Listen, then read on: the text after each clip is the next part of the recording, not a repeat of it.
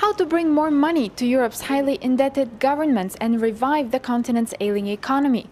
Those were the issues EU finance ministers struggled with at a meeting in Brussels.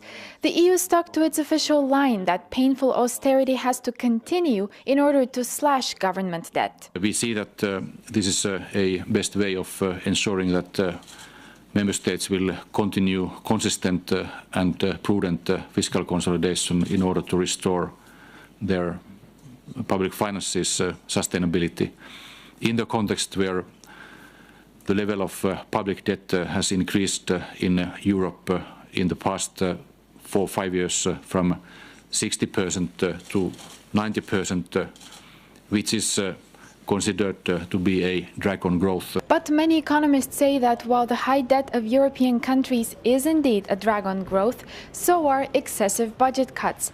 Analysts also worry that the EU's common long-term budget, which will be hammered out in the coming weeks, is also threatened by cuts in growth-friendly areas. We're seeing that those areas which are most important for future growth are the areas which are being sacrificed to get closer to a deal.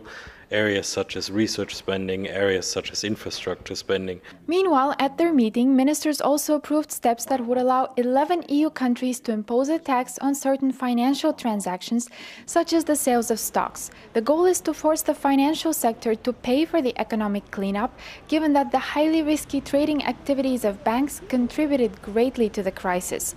But many critics say that while this is a noble idea, it won't work, because the levy will likely move transactions to untaxed locations. Supporters of the tax also argue that it's going to bring more stability to financial markets. But many observers say there is no evidence to back this claim. They say it's not exactly clear how the tax is going to prevent the systemic risks that led to the meltdown in 2008. Yildiz Sarakova, Press TV, Brussels.